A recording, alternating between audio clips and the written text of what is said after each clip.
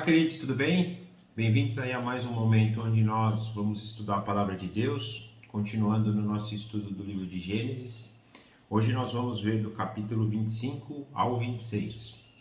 Mas antes vamos pedir a orientação de Deus por meio da oração, para que possamos ter o maior proveito possível, o Espírito Santo nos dirija nesse momento e a gente possa sair engrandecido e cada vez mais parecido com o nosso Senhor Jesus.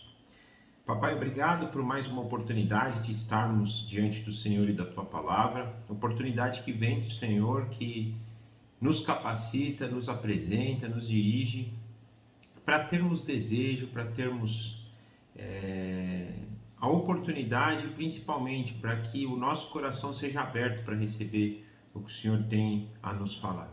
Nós pedimos que o Senhor agora nos encha com o Seu Santo Espírito, humildemente, porque só por meio dele é que conseguimos realmente ter o verdadeiro entendimento, que a luz da Tua Palavra diante de Jesus Cristo possa vir à nossa mente e isso nos transforme, nos regenere, nos santifique cada vez mais. Nós entregamos todo esse momento nas Tuas mãos e te agradecemos em nome do nosso Senhor Jesus. Amém.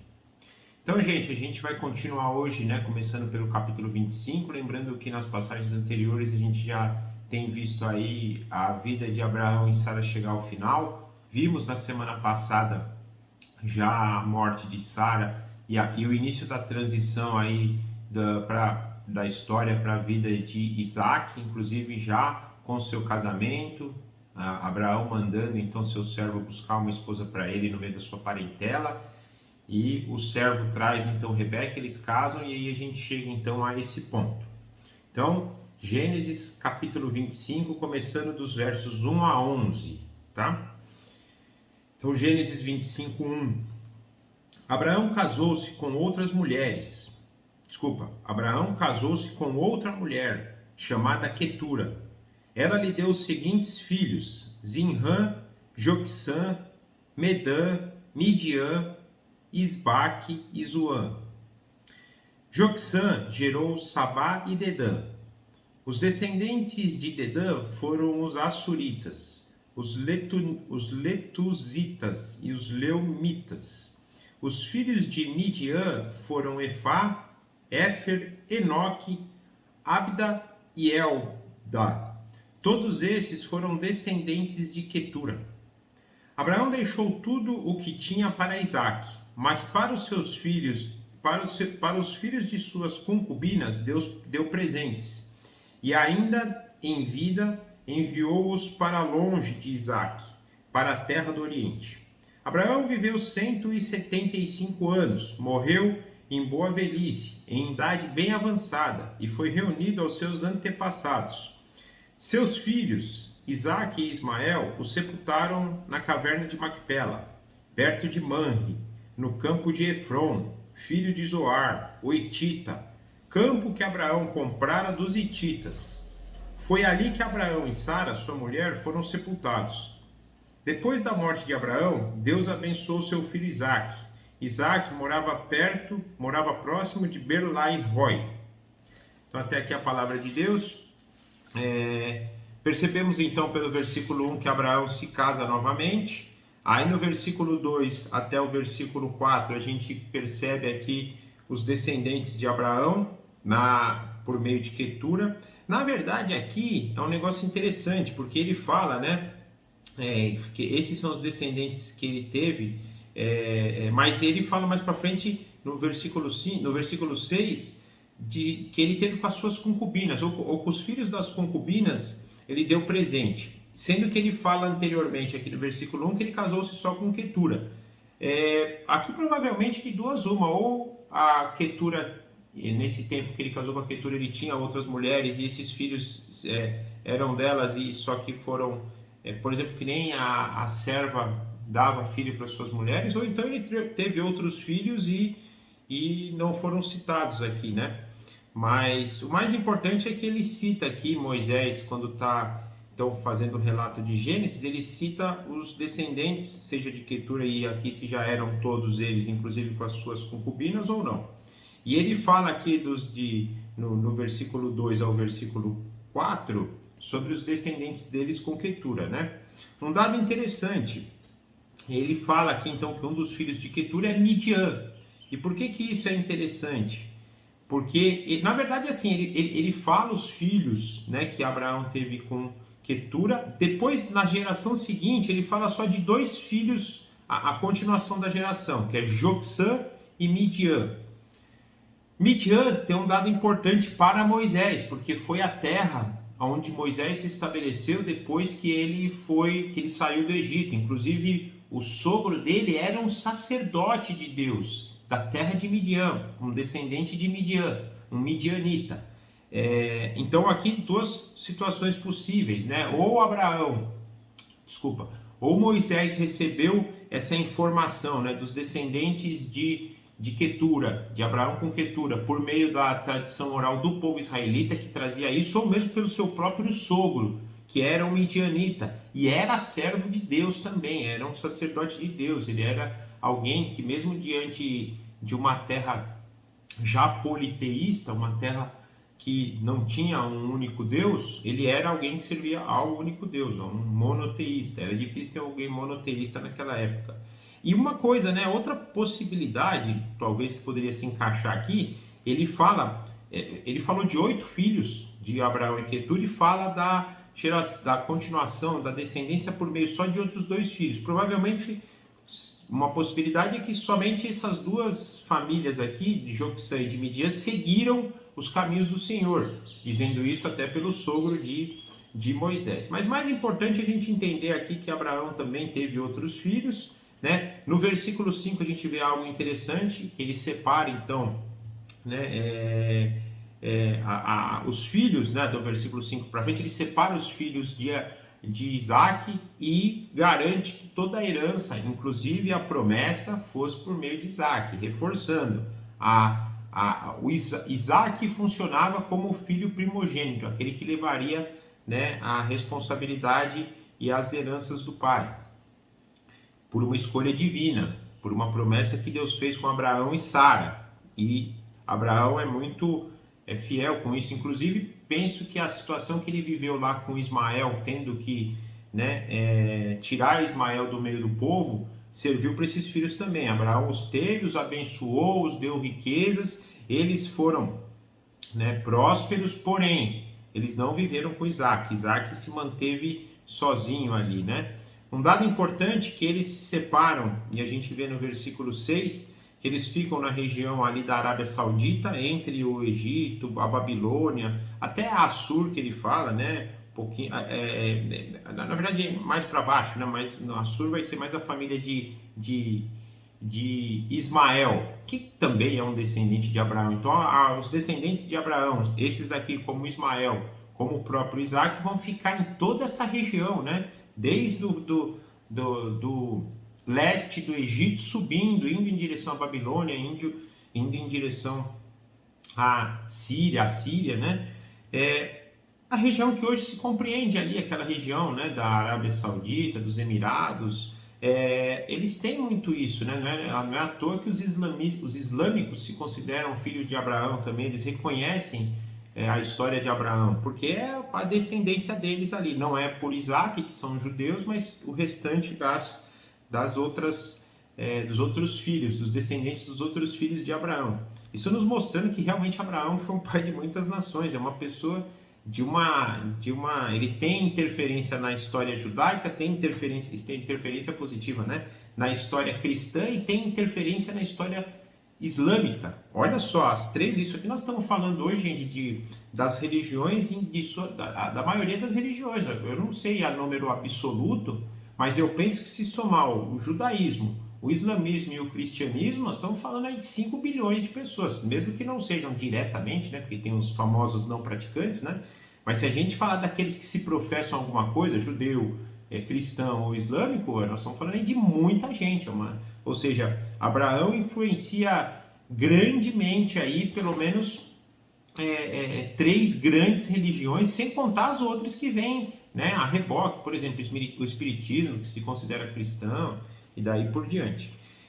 Mas reforçando aqui, versículo 5, a gente vê que a herança, né, a física e espiritual, a promessa fica com Isaac, ele separa. No versículo 7 a gente percebe que Abraão viveu 175 anos. Um dado importante para a gente percebe aqui a partir de agora a redução da idade. Lembra que Deus tinha falado que o homem ia viver aproximadamente 120 anos? Eu até falei que não era muito nesse contexto aqui, né? Era mais no contexto lá de Noé, mas indiferente disso, a gente já percebe, né? Primeiro, antes do dilúvio, vivendo até 800, 900 anos, depois vivendo até 500, 600 e agora chegando a uma idade mais próxima daquilo que a gente vive hoje, né? A gente vive até menos, a gente não passa dos 100, dificilmente passa, né? Um ou outro passa. A gente, na verdade, acho que a idade, a média até 60, 70, se for pegar mundialmente falando. Mas Abraão viveu 175, já mostrando uma redução, e aqui penso que tem a ver com deterioração da vida. E nós hoje vivemos essa questão de viver menos ainda pela deterioração da vida. É interessante que a gente pondera que a medicina hoje é avançada, e ela realmente é avançada, e ela preserva muito, muito a vida e a saúde. Mas por um outro lado, a gente tem hoje um nível de estresse, um nível de alimentação, um nível de qualidade de vida tão mal, que mesmo com a medicina avançada do jeito que está, a gente não passa dos 80 anos. E aqui, quando a gente vê lá, eles vivendo 800, 500 e agora 175 anos, penso que é o caos, é a deterioração, é a maldição que o pecado trouxe sobre a raça humana. Lembrando que nós, ao propósito original de Deus, fomos criados para ser eternos, para não morrer. E a gente percebe que a morte vai cada vez mais afetando o homem pelo pecado. E aí também não posso deixar que a deterioração, além de ser física, é uma deterioração moral também do pecado. E o pecado vai fazendo com que a morte venha mais cedo para as pessoas, a gente morrendo cada vez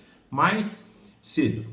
Versículo 8, a gente percebe então que ele morre de boa velhice, de idade bem avançada. Isso é bacana, que eu acho que tem muito a ver assim, ele cumpriu sua jornada, aquilo que tinha Deus estabelecido, o propósito dele. Então ele cumpriu tudo aquilo, morreu no momento certo, no momento que tinha que morrer que eu digo que eu falei anteriormente, ele morreu por causa do pecado e porque não tem jeito, todos nós passaremos depois da queda pela morte, mas ele viveu aquilo que tinha que morrer.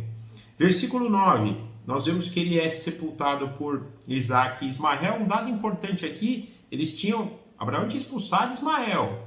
Isaac e Ismael deviam ter uma relação tensa, né? Eles não tinham mais relação, na verdade, porque Ismael foi expulso, mas eu imagino assim, imagina alguém que foi expulso e Isaac também tendo isso em mente, que ele foi expulso, devia ser algo tenso ali para eles. Mas mesmo assim, ali na morte de Abraão, eles devem ter feito um pacto, tanto que Isaac manda chamar, provavelmente, Ismael. Alguém foi avisar Ismael que Abraão morreu, né? Então, Isaac permitiu ele participar do momento. Ismael também vem. Existe essa possibilidade, não, o cara me expulsou, eu vou lá fazer o quê? Ele não é mais meu pai, né? Não, mas a gente vê Ismael vir aqui e depois a gente não vê nenhum sinal de briga entre eles. Ismael reivindicando algo, né? Ou ter tido algum conflito aqui por isso. Pelo contrário, só fala que eles sepultaram o pai. Ok, isso é interessante, mostrando que até nisso Abraão foi abençoado, porque seus filhos o sepultaram em paz. Foi enterrado junto com Sara na caverna de Macpela, versículo 9, e Moisés aqui frisa novamente, caverna de Macpela, que Abraão comprou, deixando claro que aonde eles estavam e aonde ele iria levar os ossos de José, foi um lugar que Abraão comprou, eles não deram para Abraão. E ele descansou então, né, com os seus antepassados. Um dado importante é isso. Ele descansou com os seus antepassados.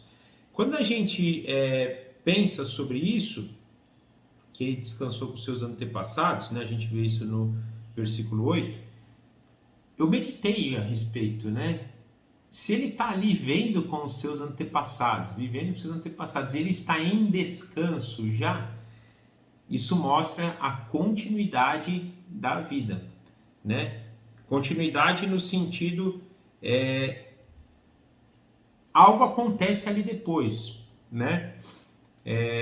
E a gente sabe hoje, na verdade, aí tem algumas, quando a gente estuda sobre isso, vão ter linhas diferentes, eu vou falar aqui a que eu mais acredito, tá? Não quer dizer que a minha linha esteja correta, mas do que eu já entendi até hoje aqui. Até porque é aquela história que a gente vê de Jesus contando, né? Aí também quando Jesus fala, e as pessoas falam, mas é uma parábola, não é uma história mesmo que aconteceu. Como a gente vê eu penso que tem uma característica diferente ali de parábola, que é de Lázaro e o rico. Penso que é uma história mesmo, Jesus está contando algo real. E aí a gente vê ali que Lázaro está no seio de Abraão, ele está com Abraão ali falando. E o rico fala, pai Abraão, pai Abraão. Isso, de novo, é uma história depois que eles morrem, Lázaro e o rico.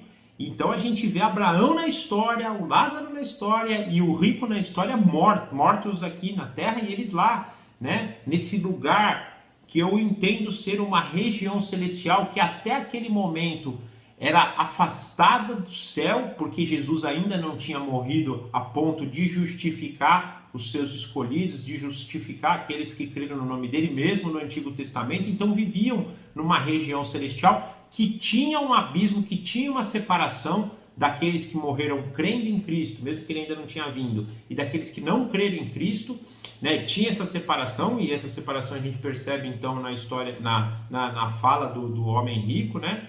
E só que ainda era um lugar que não tinha sido, né, conquistado por Cristo, mas que eles viviam, mostrando que existe a vida após a morte. Aí eu não estou falando só por aqui, eu estou usando já uma parábola não, uma história que a gente sabe que Jesus contou lá para frente, mas mostrando que esse descansou com os seus antepassados era algo que acontecia, né? E é importante a gente ter isso em mente. A gente vai morrer, vai acontecer algo. E isso deve ser algo que deve impactar a nossa vida. Por quê? Aí a gente vai entender que a gente vê na Bíblia viver no temor do Senhor também. Não é só isso, o temor do Senhor tem muito mais, mas uma das coisas que deve nos trazer temor é de viver num lugar, por exemplo, que o rico está hoje. E estava naquela época que Jesus contou a história. Esse lugar ele está lá até hoje. Nós não cremos que é um purgatório, que é algo que ele pode, em dado momento, melhorar e ir para os seios de Abraão, ou que nesse caso hoje, e aí só um detalhe importante, eu entendo que hoje quem vivia lá nesse lugar que Abraão vivia e que Lázaro foi, e que os descendentes aqui de Abraão e todos aqueles que creram em Cristo antes de morrer, antes do Antigo Testamento, hoje eles já estão no céu, porque depois que Jesus consuma, então, na cruz, a obra da salvação e da justificação, todos aqueles saem agora desse lugar, dessa região celestial e vai para o céu dos céus, o reino de Deus, né? Então, eu creio que eles hoje já estão no reino de Deus. No reino de Deus que eu digo, onde está o trono de Deus, tá? O reino de Deus é tudo, né? Mas aonde está o trono de Deus?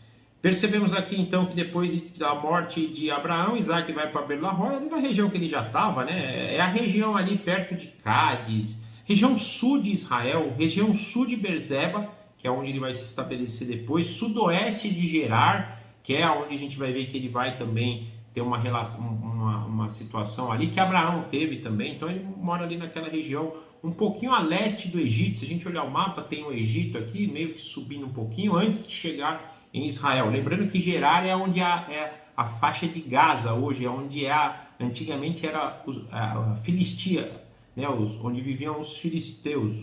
O povo de Gerar hoje eram na época os filisteus, que hoje são os palestinos. Não sei se como descendência, mas onde moram os palestinos hoje, né? Só para a gente ter uma localização geográfica da onde que a gente está falando. Agora nós vamos avançar um pouquinho do versículo 12 ao 18. Este é o registro da descendência de Ismael, filho de Abraão, que Agar, a serva egípcia de Sara, deu a ele.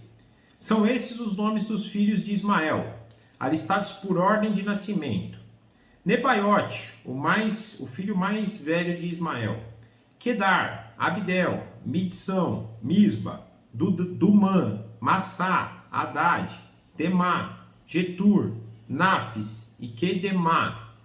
Foram esses os 12 filhos de Ismael, que se tornaram os líderes de suas tribos. Os seus povos e seus acampamentos receberam os seus nomes. Ismael viveu 137 anos, morreu e foi reunido aos seus antepassados. Seus descendentes se estabeleceram na região que vai de Avilá a Sur, próximo à fronteira do Egito, na direção de quem vai para Assur, e viveram em hostilidade contra os seus irmãos. Então, até o versículo 18. Então percebemos agora, falou então um pouco de Abraão, da sua descendência pós Isaac e Ismael, e agora nós vemos ele falar da descendência de Ismael. E aqui um detalhe importante, ele fala, né, do versículo 13 ao versículo 15, dos 12 descendentes de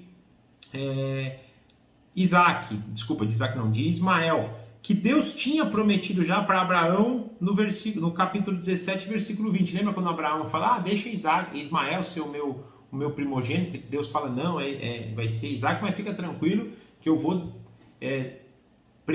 prover para que Ismael também seja um grande homem, seja pai de 12 filhos, aí, né, de 12 nações, e é o que acontece, porque a gente vê até que no 16, versículo 16, os 12 filhos são líderes de suas tribos e os nomes dos povoados são os seus nomes, então eles são chefes, eles são donos, eles são, né, 12 nações mesmo, né? Nebaiote número 1, Quedar número 2, Abidel número 3, Mipsã número 4, Mismá o 5, Dumá 6, Massá 7, Haddad 8, Temá 9, Getur 10, Nafis 11, Quedemá 12. Ou seja, Deus cumpre aquilo que tinha prometido para Abraão. Deus é fiel em cumprir aquilo que ele promete para os seus escolhidos. Deus não é homem para mentir. Deus está sempre cumprindo aquilo que ele prometeu, e Moisés mostra aqui para o povo de Israel. Mesmo para Ismael, que não foi o filho da promessa, Deus cumpriu aquilo que prometeu. Versículo 17, percebemos que Ismael viveu 137 anos, mais uma vez a idade reduzindo ainda mais, morreu, juntou-se aos seus antepassados. Aqui é interessante, né? Quem são os seus antepassados? Eu penso que essa imagem, ainda vai dar discussões que eu vou falar, tá, gente? Mas eu vou dizer o que eu penso. Eu penso que essa aqui mostra que ele foi alguém que foi salvo. Eu penso. Por que isso? Porque ele foi morar com seus antepassados. Quem era antepassado dele? Pode ser que está falando de Agar, mas pode ser que ele está falando de Abraão. Normalmente tinha muito mais a ver com o pai, né? A descendência era do pai, não era da mãe, né? Então tenho a impressão aqui que isso liga Ismael aos seus antepassados. Agora vamos imaginar que não, que é por meio de Agar, juntou aos seus antepassados. Aí tem um problema, porque aí pode ser que ele também, é aquilo que eu falei das duas regiões. Pode ter a região daqueles que foram abençoados, escolhidos e hoje vivem, né, ou viviam naquela época num lugar, né, de descanso, e uma coisa aqui, que também é uma possibilidade, porque se a gente lê, por exemplo, o versículo 17, ele fala, né, Israel viveu sem dizer, morreu, foi reunido dos seus antepassados. Nós não percebemos aqui a palavra descanso, né, que a gente vê. E por que eu digo isso? Porque se a gente pegar de novo a história de Lázaro e o rico, a gente vê que Lázaro está descansando, mas o rico está atormentado, ou seja, já vive no tormento que no futuro vai ser um tormento eterno, né? Dá essas duas possibilidades, mas o que eu acho que é indiferente, não cabe a gente também ficar especulando aqui se tal ou não, o que eu acho que deve a gente pensar é o seguinte: existe algo depois que a gente morre aqui. E já existia isso na época de Abraão, e é um lugar que pode haver descanso e pode haver tormento. E repito aqui a necessidade da gente trazer isso em mente e da gente não perder o temor disso. E não tem chance, tá? De novo, não tem chance, não tem purgatório. Ou você faz isso em vida e vai para o descanso, ou vai para o tormento, e hoje o descanso é mais importante, é mais perfeito do que essa época. Por quê? Porque hoje é junto ao trono de Deus, junto ao próprio Deus. Naquela época ainda era uma parte intermediária, aguardando a restauração por meio de Jesus Cristo. Hoje nós já temos o acesso direto, tá? Eles viveram na região também, então, daquela região que vai mais para cima, assim, subindo. E de novo, é difícil assim a gente pôr no mapa hoje, mas penso que todos os descendentes de Abraão pegaram então toda essa região que vai do Egito, passando por Israel, que vai ser no caso a descendência de Isaac, subindo um pouquinho para a região da Síria e espalhando para a região da Arábia Saudita ali, talvez avançando um pouquinho no Oriente Médio, quase até chegar na Babilônia. Então ele pega toda essa faixa aqui, né? Uma região que na época até o pessoal chamava de crescente fértil, uma parte dela, né? Não toda ela, mas uma parte, né? E um dado importante no 18, né, que eles viveram nessa região e viveram em hostilidade com os seus irmãos e com todos os seus irmãos. Então, com Isaac e com todos os outros seus irmãos. Isso é um dado importante, porque até hoje a gente percebe essa hostilidade. Hoje já existe uma hostilidade um pouco menor entre eles, mas ainda com Israel, ainda com os descendentes de Isaac muito grande. A gente vê essa tensão do povo árabe com o povo israelita e com os próprios cristãos também, que a gente também se considera junto. Nós falamos cristãos, mas a gente ainda crê muito, né? A nossa religião é uma religião judaico-cristã. A gente não pode tirar o judeu da nossa... Infelizmente, hoje eles negam Cristo, mas um dia eles vão voltar, eles vão ser inseridos de novo na videira, e eles vão fazer parte da gente. A gente é judaico-cristão, começa no judaísmo e hoje vem para o cristianismo. E um dia o judaísmo vai voltar de novo. Israel ainda tem um papel na história, Israel ainda não tem um plano completo por Deus. Eu creio nisso, também é um ponto de discussão, estou dizendo aqui o que eu creio, mas é nisso, né? Eles têm essa hostilidade contra os judeus e contra os cristãos. E por fim, vamos avançar então no versículo 19 ao 26, por fim não, né? Vamos continuar avançando aqui no capítulo 25. Então agora nós vamos ler do 19 ao 26. Esta é a história da família de Isaac, filho de Abraão. Abraão gerou Isaac, o qual aos 40 anos se casou com Rebeca, filha de Betuel, o arameu de Padã Arã, a irmã de Labão, também arameu. Isaac orou ao Senhor em favor de sua mulher, porque ela era estéril. O Senhor respondeu à sua oração e Rebeca, sua mulher, engravidou. Os meninos se empurravam dentro dela. Desculpa, vamos ler até o 21 aqui, depois a gente continua do 22 para frente. Então aqui nós percebemos uma transição da história. Então falou dos descendentes de Abraão, depois de Isaac e Ismael, falou dos descendentes de Ismael, e agora nós vamos entrar no contexto de Israel, no contexto dos descendentes de Isaac. Ele não vai falar uma genealogia aqui já, mas ele começa então recordando a história, essa é a história de Isaac, né? Ele se casa aos 40 anos, um dado importante, quando Sara morre, ele tinha 37, então um período de 3 anos aqui de transição. Eu não lembro se a semana passada eu falei que ele casou com 37, se eu falei eu errei, viu? Agora eu não estou recordando. O importante é a gente saber que há uma diferença de 3 anos, tá? Então, Sara morre quando ele tinha 37 anos, ele vai casar 3 anos depois, né? Nós vimos a história do casamento dele a semana passada. Ele reforça aqui, né, que Rebeca era descendente de Abraão, filha de Betuel, irmã de Labão. Já está preparando a história de Jacó também. Labão vai ter um belo histórico com Jacó.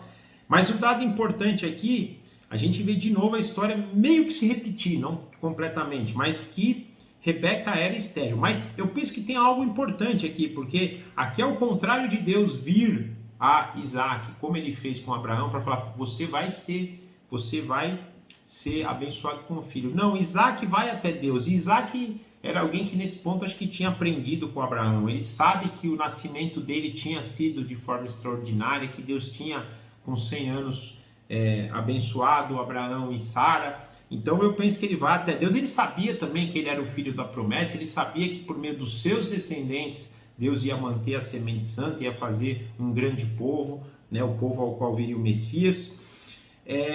Mas ele ora, isso é um negócio bacana. Às vezes a gente já sabe que as promessas são dadas. Mais uma vez, Isaac cresceu com isso. Isaac pôde comprovar isso na prática pelo seu próprio nascimento, que foi um nascimento extraordinário.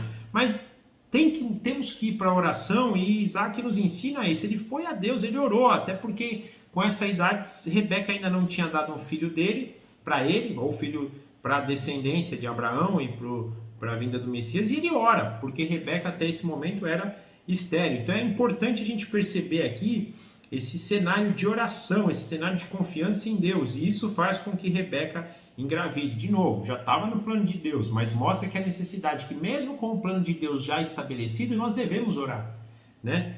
Eu não sei vocês, gente, eu tenho encontrado dificuldade nas orações hoje. Dificuldade em que sentido? Dificuldade em ter esse... né? É engraçado como a gente às vezes tem uma vida tão de altos e baixos, né?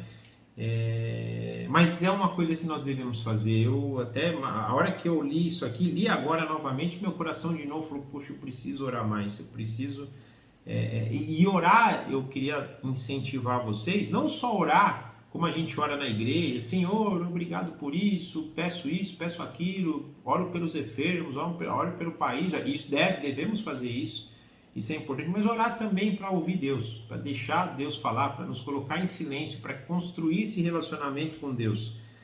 A hora que eu li isso aqui, meu coração agora aqueceu um pouco nisso, só que assim, também não adianta só aquecer e não pôr em prática, né? Vamos orar para que Deus nos dê um espírito de oração, tanto de ouvi-lo, quanto também de intercedermos pelos outros. E aqui no caso dele é uma oração de intercessão, né? E aí agora nós vamos então, sim, do 22 ao 28. Então, 22, capítulo 25, versículo 22. Os meninos se empurravam dentro dela, pelo que disse, por que está me acontecendo isso? Foi então consultar o Senhor. Disse-lhe o Senhor, 2 nações estão em teu ventre, já desde as suas entranhas, 2 povos se separarão, um deles será mais forte do que o outro, o mais velho servirá ao mais moço, ao mais novo. Ao chegar na época de dar à luz, confirmou-se que havia gêmeos em seu ventre. O primeiro a sair era o ruivo, e todo seu corpo era como um manto de pelos. Por isso lhe deram o nome de Esaú. Depois saiu seu irmão, com a mão agarrada no calcanhar de Esaú, pelo que lhe deram o nome de Jacó. Tinha Isaac 70 anos de idade quando Rebeca deu à luz. Os meninos cresceram. Esaú tornou-se caçador habilidoso e havia percorrido os campos, ao passo que Jacó cuidava do rebanho e vivia nas tendas. Isaac preferia Esaú, porque gostava de comer as suas caças. Rebeca preferia Jacó. Então aqui, olha que coisa interessante. 30 anos se passam, né? Porque ele tem 70 anos. Então, quando a gente está falando que ele ora, isso é importante ter em mente. Quando ele ora, então, para que ela pudesse ter filho, porque ela era estéril, já tinham se passado 30 anos de casamento. 30 anos que eles estavam tentando, né, ter filho. Agora, é engraçado, né? Naquela época eles não tinham medicina, ela não sabia que estava grávida de gêmeos, mas acontece algo dentro dela, começa, né? Ela devia estar sentindo algo estranho, tudo batendo, né? Tudo acontecendo lá na barriga dela, de Rebeca. E ela diz, né? Nossa, por que está acontecendo isso? Agora, o mais legal de tudo, ela vai consultar quem, gente? Isso é lindo. Ela foi consultar o Senhor. Às vezes a gente consulta todo mundo, menos a Deus. E Rebeca aqui nos dá uma lição preciosíssima. Quando algo estranho acontece na nossa vida, devemos consultar a Deus, e é o que ele faz. E Deus maravilhosamente, até creio que pela fidelidade dela, profetiza para ela. Deus faz uma profecia, fala, Rebeca, você está grávida de gêmeos, Rebeca. Só que esses gêmeos, eles vão ser pai de 2 grandes nações. E já daí de dentro, desde aí do teu ventre, eles já vão brigar, eles já vão nascer brigando. Eles vão ser pai de 2 nações que vão, né, tá sempre em conflito. Nós vamos ver quem são essas nações mais para frente, né? Só que ela faz algo, Deus fala algo mais importante para ela, e vou te dizer algo mais. O escolhido é o mais novo. Porque normalmente, gente, naquela cultura da época, era o primogênito. Quem nasceu primeiro é quem vai herdar as riquezas do pai, ou pelo menos herdava em dobro. Era quem tinha direito às bênçãos, às promessas, né? E aqui seria a promessa, né? A promessa, a grande promessa. O descendente aqui seria o descendente daquele que viria o Messias. Aquele que levaria a promessa que Deus fez com Abraão, né? De uma nação vitoriosa, uma nação, uma bênção, uma nação que abençoaria as outras nações, uma nação que conquistaria aquela terra, né? E nesse caso, então, era uma primogenitura, né? Penso que muito desejada. E Deus fala, o mais moço é o cara, e o mais velho vai servir o mais moço. Então Deus faz uma profecia para Rebeca, isso é maravilhoso, né? Versículo 24, a gente percebe então que isso se confirma. Então, quando ela tem os filhos, ela realmente tem gêmeos. Deus confirma mais uma vez aquilo que tinha profetizado para ela. Mais uma vez, o que Deus diz e o que Deus profetiza é verdade, né? Aí eles fazem aqui um diferencial entre eles, que o primeiro era ruivo, seu corpo era cheio de pelos, por isso seu nome é Esaú, né, por essas características. Eles tinham muito isso, né, gente? O nome tinha muito a ver com as características da pessoa, e aqui ele fala, né? E o segundo a sair era aquele que saía agarrado. Você vê a briga entre eles, era tão... Olha aqui uma coisa interessante pra gente, né? Então a Bíblia no versículo 26 diz que Jacó sai agarrado no pé de Esaú. Olha o quanto Jacó, desde bebezinho, já sabia: essa bênção é minha, essa primogenitura é minha, volta aqui. Ele está agarrado no pé de Esaú. Ele já está brigando. Olha o desejo que ele tinha de ser o herdeiro, o escolhido, o primogênito. Ele está agarrado e por isso ele recebe o nome, né, de Jacó. A gente vai até ver que Jacó é enganador depois. Mas é lindo isso, o desejo dele. Não sei se forma, aqui tem até de forma, né?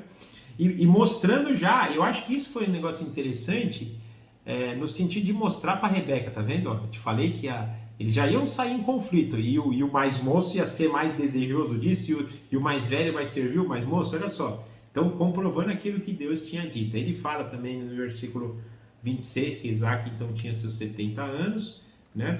Importante a gente ter isso, né? Porque aí nós vamos usar, Paulo usa muito isso em Romanos, ele vai falar da condição de Esaú e Isaac, mas a gente vai ver agora mais para frente o importante da gente entender essa dinâmica entre Esaú e Isaac. Da mesma forma que a gente fala lá, né? De Ismael e de Isaac, aqui também, Esaú e Jacó vão ter essa confrontação de lei e graça, de obra e lei, e de obra e graça, é legal isso. E a gente vai falar daqui a pouquinho sobre isso. Versículo 27, a gente vê então que eles cresciam. Esaú era aquele cara tirado, aquele cara que saía, que ficava longe, né? Um filho desgarrado, entre aspas, né? Desgarrado no sentido de ele vinha e voltava, né? Mas ele era caçador, aquela pessoa que vivia fora de casa. Já Isaac não. Jacó não. Jacó era um pastor e ficava, ele era caseiro, ele era alguém que estava ali presente com seus pais. Só que a gente percebe que Isaac prefere Esaú.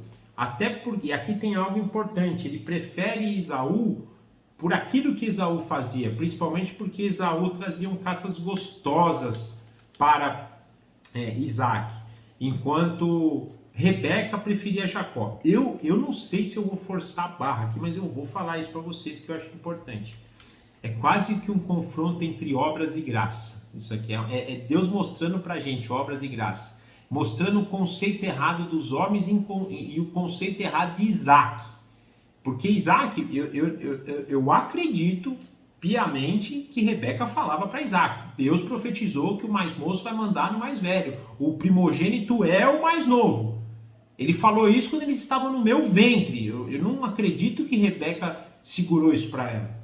Ela falou isso para Isaac, mas Isaac preferia Esaú aquilo que Esaú fazia, por seus atos externos, por aquilo que Esaú trazia para ele, mais ou menos como funcionam os outros deuses. Traz seu sacrifício aqui, eu te aceito. Eu vou gostar de você. Você vai ser o meu preferido. Já Jacó não. Deus escolheu Jacó. Deus foi abençoado. Deus agraciou Jacó.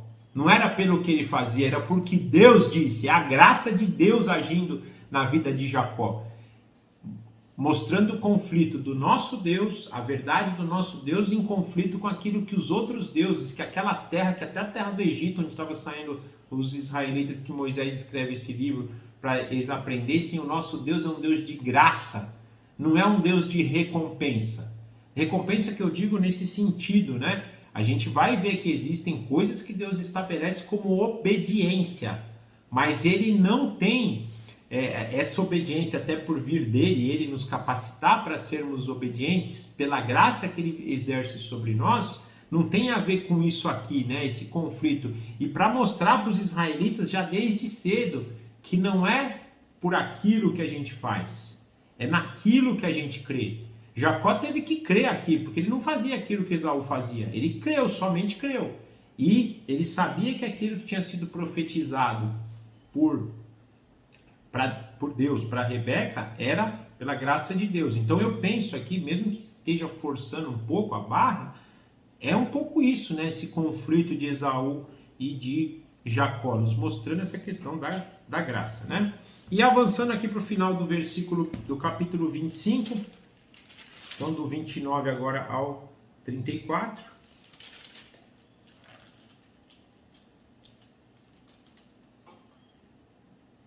Espera aí que eu acho que eu pulei aqui tá aqui, desculpa. Então é de 29 ao 34. Certa vez, quando Jacó preparava um ensopado, Esaú chegou faminto, voltando do campo, e pediu-lhe: dê-me um pouco desse ensopado vermelho aí. Estou faminto. Por isso também foi chamado de Edom. Respondeu-lhe Jacó: venda-me primeiro o seu direito de filho mais velho. Disse Esaú: estou quase morrendo. De que me vale esse direito? Jacó, porém, insistiu: jure primeiro. Ele fez o juramento vendendo o seu direito de filho mais velho a Jacó. Então Jacó serviu a Esaú pão ensopado com lentilhas. Ele comeu e bebeu, levantou-se e se foi. Assim Esaú desprezou o seu direito de filho mais velho. Gente, Isaac foi discipulado por Abraão, né? A gente vê que ele era um homem de oração, ele era um homem que cria em Deus. Isaac provavelmente, aliás, Isaac acompanhou isso na prática, né? Por exemplo, no seu sacrifício, quando Deus testa Abraão e ele quase é sacrificado ali. Então essa relação de Deus com Abraão e a promessa era algo intrínseco a Isaac, era algo que Isaac carregava. E eu acredito piamente também que Isaac falava isso para os teus filhos, para Esaú e para Jacó. Tem uma coisa importante, né? Ele falava, ele devia refrisar, porém, a gente percebe algo interessante. Esaú era caçador e Esaú ficava fora há muito tempo. Esaú devia ouvir, mas não devia ouvir tanto, né? Porque ele estava fora. Então, deixa eu contar as histórias do avô de vocês, de Abraão. Olha, uma vez a gente foi lá, olha, Deus uma vez provou Abraão para que ele pudesse sacrificar, mas Deus acreditava que Abraão Abraão acreditava em Deus porque Deus tinha prometido por meio, né, da aliança que ele fez unilateralmente, que ele seria o pai de uma grande nação, que essa nação abençoaria todas as nações na terra, ia ser maior que os grãos de areia, maior. Então, Isaac contando essas histórias, mas provavelmente Esaú ouvia pouco, porque ele está mais tempo fora caçando do que Jacó ali. Mas de qualquer maneira, eu acredito que Isaac sabia da promessa.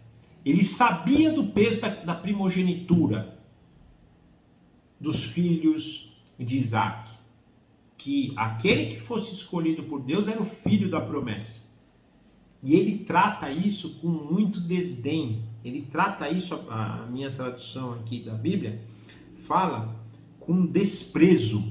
Ele desprezou tudo isso. Ele colocou seus olhos nas coisas desse mundo, desprezando esta primogenitura, desprezando ser o filho da promessa, porque pela ordem natural a gente já sabia que ele não seria, porque Deus já tinha profetizado isso para Rebeca. Mas indiferente disso, na mente dele, ele podia falar: não, eu sou primogênito. Tanto é que a gente vai ver isso nos capítulos mais para frente, que ele vai ficar amargurado no momento ali que Jacó recebe a bênção, né? E Isaac não abençoa ele, né? Como primogênito. Dado o momento, essa ficha cai. Então mostra que ele sabia de certo modo isso, mas ele colocou os seus olhos nas coisas desse mundo, nas coisas daqui, né? Ele chega então nesse momento, depois de uma caça, Esaú provavelmente extremamente exausto, aqui fala no termo faminto, né? Extremamente faminto, ele chega até então a Jacó e pede, né? Me dá um pouquinho desse seu ensopado aí, né? Um detalhe importante, né? Esse ensopado era vermelho, por isso que eles têm o nome de Edomitas. Aí eu vou falar dos dois grandes povos que vão brigar, né? Os israelitas contra os Edomitas. Os Edomitas, eles são denominados Edomitas por causa dessa situação, porque Edom é vermelho, vem do nome vermelho, tem a ver também, né, por próprio, a gente vê ali que quando nasce Esaú era ruivo, né, era avermelhado também, né, que tem a ver com o seu nome também. Então Edom, Esaú tem tudo a ver com isso, né? Eles são os povos vermelhos, né? Provavelmente. Então ele chega faminto, Jacó fala para ele, olha, eu te dou, só que me dá o seu direito de primogenitura. Jacó, mesmo que usando de um subterfúgio não tanto correto, olha o quanto ele desejava essa primogenitura. Ele tinha entendido isso, ele tinha entendido que uma primogenitura nunca deve ser desprezada, penso eu. Mas essa era, né, e eles deviam conhecer essa história, eles deviam conhecer que o primogênito ali ia ser alguém que seria o pai de uma nação, né, muito grande, e uma nação que traria bênção às outras nações, uma nação que herdaria a terra, uma nação que seria abençoada. E aí a gente percebe então que Jacó fala, primeiro, olha, eu até te dou, mas primeiro você me vende aí o seu direito de primogenitura. Versículo 32 ele fala, né, não, mas que adianta eu ter primogenitura? Olha o desleixo do cara. Que adianta eu ter primogenitura se eu vou morrer? Que mentira, o cara devia ficar vários tempos na selva lá sem comer, né? Isso mostra que na verdade os olhos dele estavam nas coisas desse mundo, ele pôs os olhos aqui nas coisas desse mundo, né? Jacó insiste, beleza, eu te dou, só que primeiro jura, dá o seu direito de primogenitura. Então ele fez esse juramento e Jacó falou, beleza, tá aí, ó, pode comer, beber. E uma coisa interessante que a gente vê que Esaú faz naturalmente, ele dá o direito de primogenitura, versículo 34, né? Ele come, ele bebe, ele se levanta, ele vai embora. Ou seja, o próprio versículo 34 diz, assim Esaú desprezou o seu direito de filho mais velho. Gente, ele desprezou o direito de ser o filho da promessa. Por mais... E aí você vai falar assim, pô, mas Deus profetizou isso para Rebeca. Ok, isso ia acontecer? Sim, mas eu penso que ao a gente ler o versículo 34, isso acontece pelo desprezo de Deus. Deus já sabia que ele ia desprezar e por isso que ele tinha profetizado antes que isso ia acontecer. Mostrando que isso, por mais que já haja escolhidos, por mais que já haja promessas, existe a nossa responsabilidade como participantes, como filhos, como escolhidos, daquilo que a gente decide nas nossas vidas. Muitas vezes Deus vai interferir, nós vimos já Deus interferindo na história de Abraão, muitas vezes Deus vai deixar acontecer e a gente vai sofrer as consequências. Esaú aqui desprezou o direito de filho mais velho, que numa família normal já deveria ser algo gritante. Na família da onde vem o Messias, o Filho de Deus, o Deus encarnado, isso foi... Eu imagino Esaú hoje, sabendo de toda a história, já vivendo numa região onde Jesus Cristo já é conhecido, já sabem da redenção dele, já sabem que ele é descendente de Isaac. Imagina o que passa na cabeça dele. Gente, isso, apesar de ser sobre Esaú, é sobre nós, né? Esaú aqui poderia, de novo, eu tenho frisado muito isso, da mesma forma que Adão poderia ter sido Fabrício, poderia ter sido vocês, poderia ter sido qualquer um, Esaú também poderia ter sido eu, Esaú também poderia ter sido vocês. Não é sobre Esaú, é sobre nós, seres caídos, é sobre nós que depois do Éden carregamos essa maldição, essa doença, né? Outro dia, eu não vou citar aqui o pecado que eu ouvi falar, mas tem a ver com essas coisas aqui. Então você está falando que isso é doença? Como se a pessoa falando que aquilo que ela pratica, por exemplo, é uma doença. E todos nós somos doentes, né? Todos nós, infelizmente, depois da queda no Éden, nascemos com essa maldição dentro da gente, essa coisa má de querer pecar, essa coisa má de desejar as coisas desse mundo. Quando eu falo as coisas desse mundo, não quer dizer, Deus fez muita coisa boa aqui, muita coisa para a gente usufruir dela, mas eu digo dessas coisas que nos trazem engano, né? Essas coisas que fazem um cara trocar a primogenitura dele por um prato de comida. Deus sustenta teus filhos, Deus não vai deixar vocês na mão, Deus não vai deixar nós na mão, Deus não ia deixar Esaú na mão. Se ele fosse falar com Rebeca, a Rebeca não ia dar? Você acha que não tinha comida na casa dele?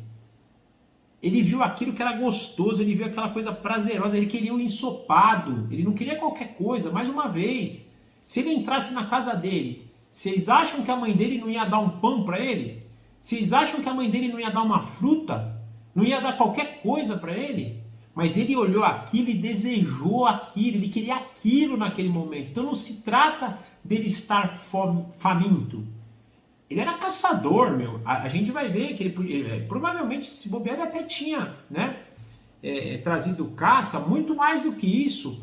Eles tinham ali, entre todos eles, muito rebanho. A gente vai ver que quando, mais para frente, a gente vai ver que Rebeca pede para Jacó trazer uma carne para ele. Lá ele pega rapidinho, então não tinha essa faminto. Eles tinham que comer ali.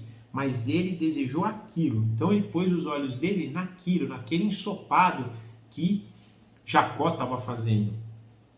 E essa é uma história sobre nós, né? O ensopado em si não é problema. Ele podia, né, ter até... Jacó, você não quer me dar? Tá bom, eu vou esperar mais 2 horas, mas eu vou fazer o meu ensopado. Mas não, ele desejou aquilo e desprezou o seu direito de primogênito. Ele tratou com desprezo a aliança que Deus tinha com seu avô Abraão, que vai ter e tinha com seu pai Isaac, e por isso, por meio desse desprezo, perdeu esse direito. É uma coisa que nos deve chamar atenção, umas coisas que nos deve fazer repensar, porque às vezes a gente faz isso, a gente despreza o nosso direito de ser filhos. Às vezes a gente vai ouvir a palavra de Deus e vai negar ela porque os nossos olhos estão nos ensopados desse mundo, estão nas coisas daqui. Por um outro lado, eu reforço para a gente a graça de Deus, né? E por mais que a gente tenha trocado, eu acho que Deus aqui, né, não percebo em nenhum momento, e não vamos perceber em nenhum momento na história o arrependimento de Esaú. Por mais que lá na frente ele perdoa Jacó e ele já vive de forma diferente, a gente não percebe nenhum arrependimento. Isso também não quer dizer que ele não possa ter se arrependido, né? Mas também não acredito que a gente vai ver que os edomitas vão caminhar por outra direção. Mas ele sofreu uma consequência grande, e as consequências do nosso pecado muitas vezes vão afetar a nossa vida, mas Deus é misericordioso para que em cada dia a gente possa rever os nossos atos. Deus, mesmo dos atos assim de desprezo, se a gente se quebrantar diante de Deus, se a gente se colocar em estado de humilhação, no sentido de reconhecer o nosso erro, de entregar para Ele aquilo que a gente fez de errado e clamar pelo seu perdão, Ele nos perdoa. E o poder de Jesus Cristo para apagar qualquer pecado é total. Não tem pecado que o sangue de Jesus não possa justificar.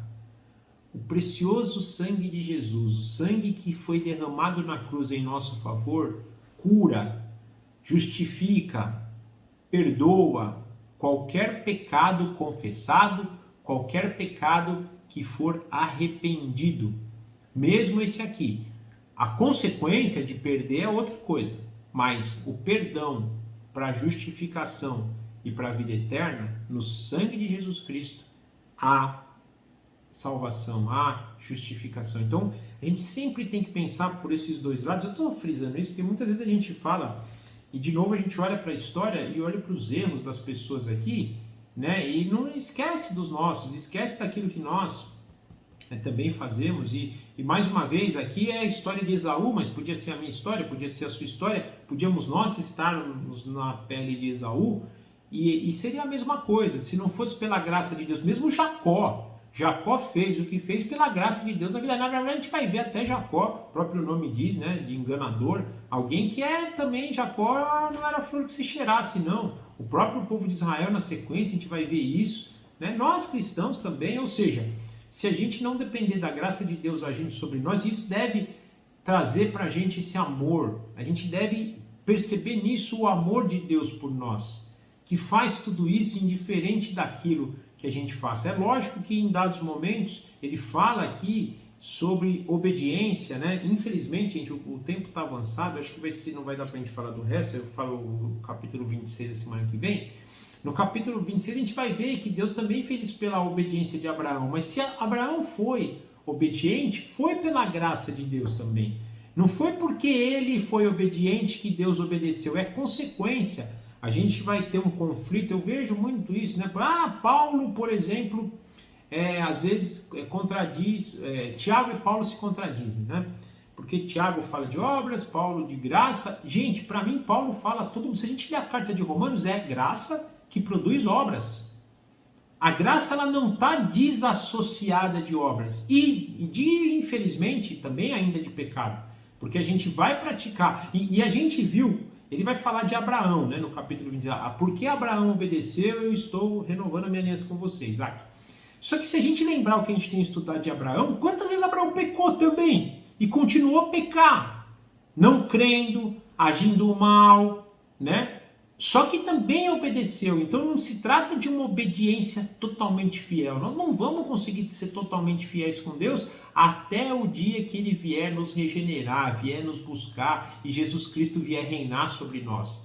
A partir daquele dia seremos plenos, seremos fiéis, seremos verdadeiros, seremos puros, mais uma vez por Jesus Cristo, pelo Espírito Santo habitando em nós, não por nós. Mas hoje nós não conseguimos fielmente, nós temos uma porção do Espírito Santo nos dirigindo que nos garante sermos obedientes, que nos chancelam para fazer boas obras que Deus já tinha nos preparado de antemão, obras na eternidade, para que pudéssemos andar sobre elas, não porque nós somos bons. Até um ateu, quando ele faz coisa boa, isso é a graça de Deus. Uma pessoa muito má, se ela faz algo bom, é a graça de Deus. Até isso. E nós, então, que somos escolhidos, mais ainda do que isso. Então, que a gente possa ter isso em mente, que a gente possa trazer o amor de Deus sobre nós, que a gente possa lembrar que os pecados em Jesus Cristo, indiferente do tamanho que ele seja, eles encontram perdão, eles encontram justificação, não pelo pecado em si, mas pelo poder do sangue do Filho de Deus, pelo poder do sangue do próprio Deus, que se encarnou, viveu entre nós, tabernaculou, quer dizer, tomou sobre si um corpo humano e habitou entre nós, não conheceu o pecado, mas levou os seus pecados sobre nós.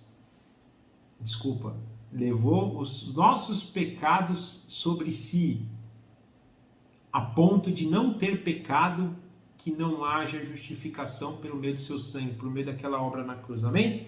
Que a gente possa ter isso, que isso possa transbordar de amor no nosso coração e a gente possa reconhecer essa ação de Deus na nossa vida.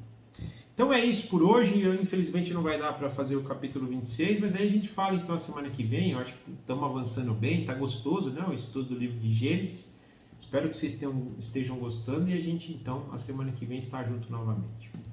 Papai, obrigado por mais um dia, por mais uma vez o Senhor falar aos nossos corações, a sua palavra permear a nossa mente, o nosso entendimento, que nós cresçamos em amor, que nós tenhamos entendimento de tudo aquilo que o Senhor faz, que o Senhor fez e que o Senhor fará na história, e a gente possa caminhar sobre essas verdades. Entregamos a nossa vida nas tuas mãos, a nossa semana, o nosso final de semana, que possa acontecer tudo conforme a tua glória, a tua graça, a tua ação sobre nós, o teu Espírito nos guiando em tudo aquilo que o Senhor nos tem a fazer, nas obras que o Senhor já nos preparou de antemão, que nós possamos caminhar sobre elas e glorificar o teu nome por tudo isso. Nós somos gratos por tudo que o Senhor tem feito nas nossas vidas, gratos pelo que o Senhor nos tem ensinado e desejamos mais, papai, desejamos mais. Nos ter mais entendimento, mais obediência, mais fidelidade, mais amor, mais fé, mais santidade, mais justiça, que nós possamos andar no centro da tua vontade, no centro do teu amor, que nós possamos abençoar outras pessoas naquilo que o Senhor nos tem abençoado e dar glória e graça ao Senhor, porque é o Senhor agindo sobre nós. Nós consagramos a nossa vida ao Senhor, a nossa semana ao Senhor e nós oramos em nome do nosso Senhor Jesus Cristo. Amém. Tchau, gente. Obrigado. Forte abraço. Até a semana que vem.